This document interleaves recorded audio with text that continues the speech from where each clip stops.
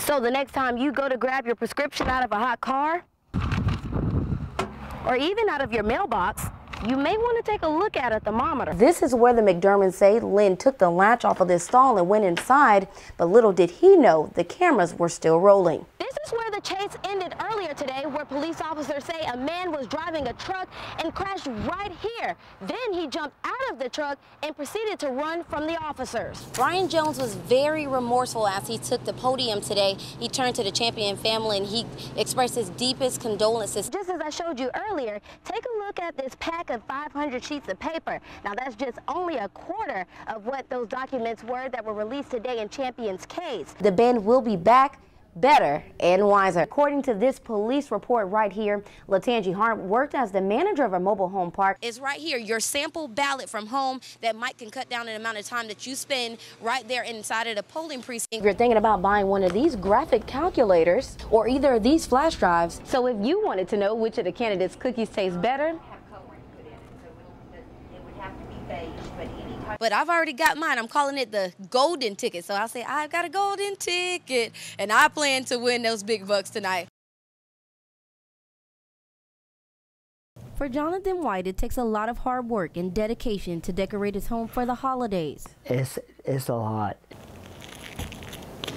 But this is no easy task for Jonathan. He has cerebral palsy, which affects his fine motor skills. He also has difficulties with his speech and arthritis in his hands. Every day I do this, it's made me feel a lot better.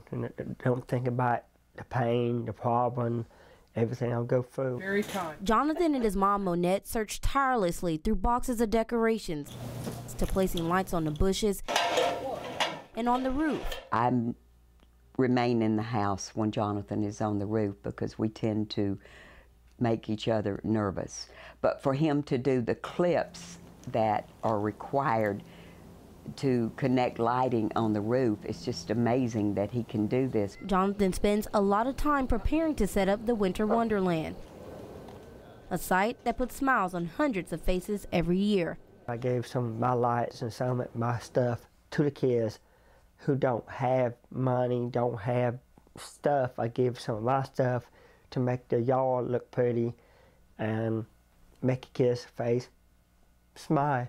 We thought this was the best house in the neighborhood. And as you can imagine, neighbors admire his work year after year. There's a lot of people that really don't do anything, but then you see someone who does have cerebral palsy that works his heart out, who does his best to do something to make, like I said, other people very happy. We have to take her up in the Bringing the Christmas spirit out of the families is exactly what he'll be doing.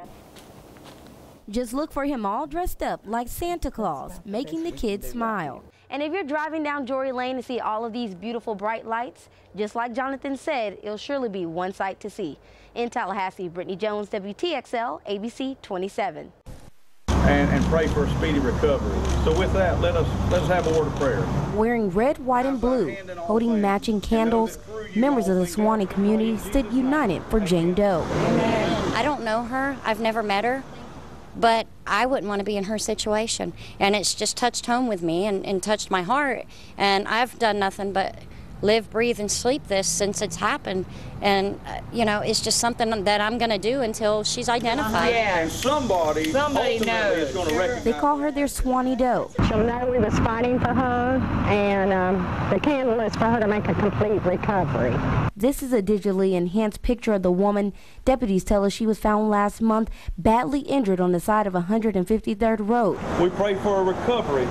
She's been in a medically induced coma at Shands Hospital in Gainesville ever since. Still no name or any idea of who she is, but people are determined to find answers, even if they lose sleep. Hours.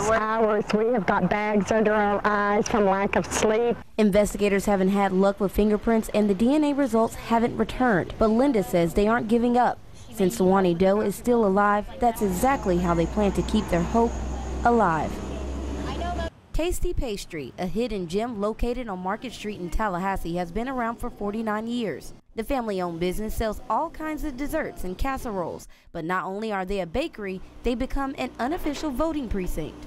Just kind of a fun thing to do to, you know, get people involved in the election. They're running a cookie poll, selling cookies with President Obama's name or picture, and the same for his opponent Mitt Romney. Fresh out of the oven, ready to be iced and decorated, these cookies are flying off the shelves. Our customers take it pretty seriously. They want to make sure we put down their vote when they come in. After 4 years, I've decided to go with Romney because I think he gives us a better chance at getting the economy back on track and producing jobs. I think that the signs of support for Obama and Romney are strong on both sides, but I think Obama's going to win in the end because he's the people's president. While we don't know who will win the cookie poll or the real presidential election, Tasty Pastry employees say they'll continue to tally up the score. A jeweler in Metro Atlanta is adding some bang to the bling.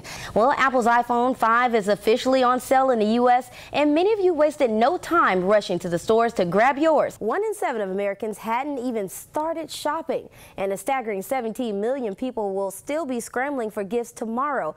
But procrastination does have its upside. Here's a look at a few of the stories we're working on for tonight. The race to fill a major Senate seat in Georgia is on. Early voting begins today. Residents along the East Coast are starting to pick up the pieces from Superstorm Sandy, but there's a long road ahead of them. Florida's teachers union trying to put the brakes on the system that links pay with student test scores. The Florida Education Association says the system is flawed. Tonight we're learning the names of 2 teen girls killed in a car crash Saturday afternoon. 3 South Georgia men behind bars tonight after deputies find drugs and a stolen weapon.